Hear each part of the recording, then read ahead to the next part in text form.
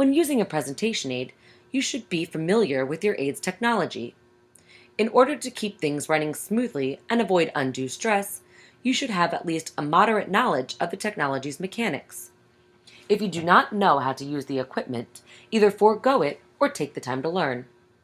Fumbling through a visual will make you lose your credibility and your confidence.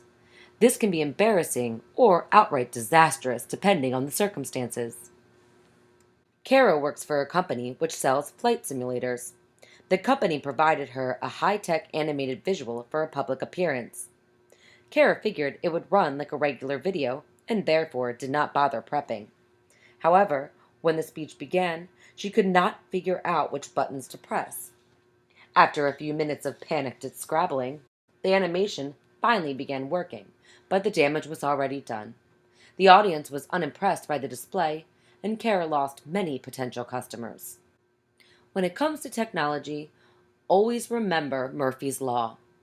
If anything can go wrong, it will go wrong. Equipment breaks, websites crash, videos glitch, and power can fail. Even for the most tech-savvy of people, these problems may still throw off the rhythm of a speech. However, a well-prepared speech can still run smoothly even when problems arise. Experienced speakers know you should always have a backup plan so these challenges do not impede your speech. This plan should include no technology whatsoever. Here is one example. Evan was about to set up a PowerPoint for his speech when the building lost power. Although he could no longer use his aid, he wasn't worried. Evan had printed out the key slides on large posters in case he needed an alternative. In addition, you ought to be ready to speak without a visual. You should know the subject like the back of your hand, as you may want to supplement your original speech with information from the aid.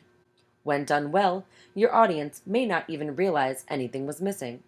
For instance, while making a speech on cardiovascular health, Greta had planned to show a website that would illustrate methods of lowering health risks. Yet when she got to the location, the computer would not work. So Greta skipped over the website portion during her speech. As with the rest of your speech, make sure to practice with your presentation aids. Practicing in advance is the best way to avoid difficulties during your speech. Take time to go over the speech with your presentation aids. It also might be wise to practice on site ahead of time. That way, you can look for possible technological issues and situate yourself. Just because the visual might seem like the easiest part, does not mean you should skip practicing. A new public speaker was expected to give a demonstration during their speech on watercolors. She thought that because painting was one of her hobbies, she could go without practicing. However, she quickly regretted it. During her speech, she forgot to mention one of the steps and began fumbling through the rest of her demonstration. Finally, make sure to double-check all legal guidelines and rules for the venue where you are giving your presentation. Always cite your sources and don't use copyrighted images unless you have paid for them. It is also important to avoid dangerous props. If you are uncertain about a certain prop, ask the person in charge of the venue. Peter was planning out his speech on different sword designs. He really wanted to show off some swords from his collection, but was unsure if that would be allowed. After researching the local rules, Peter found that the building had a strict policy against blades, so he decided to display photos of his collection instead. In addition, you should ask before using any animals as a visual. Even a well-trained pet might act unpredictably in an unknown environment. You should also consider whether they would cause an allergic reaction for your listeners. This does not mean that animals are out of bounds. Just be extra careful. If you let the animal get used to the area ahead of time and keep the audience at a distance, you can lower the risk of things going out of control. Consider the following scenario. Carol is presenting a speech on how lizards make good pets. In order to illustrate this, she decided to bring in her own pet, bearded dragon, Sam. Before committing to bringing him, Carol asks the program manager for permission. She keeps Sam hidden in a comfortable pet carrier until she's ready for the unveiling. Then once Carol is near the end of her speech, she brings out Sam and explains about bearded dragons. She makes sure to hold him carefully, just like how she described to her audience. Seeing Sam in person not only reinforces Carol's speech, but also convinces her audience that lizards can be wonderful pets. Now let's review what we've just learned. Presentation aids are the additional materials used in a speech other than the spoken words. Often, these aids involve some type of visual. Presentation aids are useful tools that can add strength to your speech. However, unless they are used correctly, visuals can cause more trouble than they are worth. There are certain guidelines that help speakers use aids effectively. First, make sure your presentation aid is relevant to the topic. If not, it is better to exclude it. An irrelevant aid will only hinder your effectiveness and decrease your credibility. During your speech, you should thoroughly explain the presentation aid and how it connects to your topic. You should not expect the audience to understand the presentation aid automatically. At the same time, don't read the presentation aid word for word. Keep eye contact with your audience while displaying the presentation aid. You need to watch the group so you can maintain the audience's interest in your speech. Watching the audience allows you to see if you need to be louder or more engaging. If you must look at the visual, keep it brief. Likewise, you should never turn your back to the audience. Not only does it make monitoring the reactions difficult, but it also makes hearing the speaker more challenging for the audience. Turning away is also rude.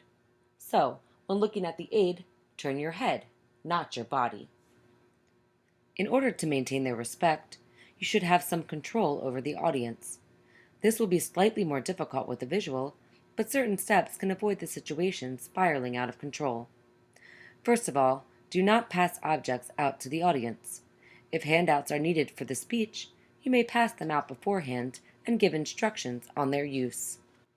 Technology has quickly become the most commonly used source of visual aids.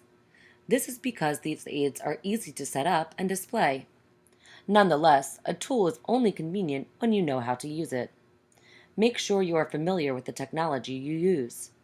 If something is new, take the time to learn before the speech or avoid it altogether. Despite technology's strong points, it is important to remember that things can still go wrong. Have a backup plan for any aids which are technology-based. You should also be prepared to present the speech without an aid.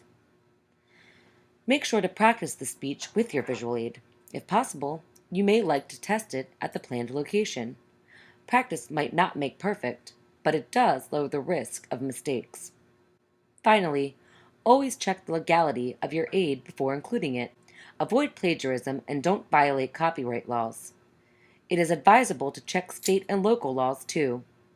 Visuals should be both legal and safe. If you have any questions, ask the person in charge of the event. Be very careful when including animals in your speech. You want to keep the animal and the audience safe.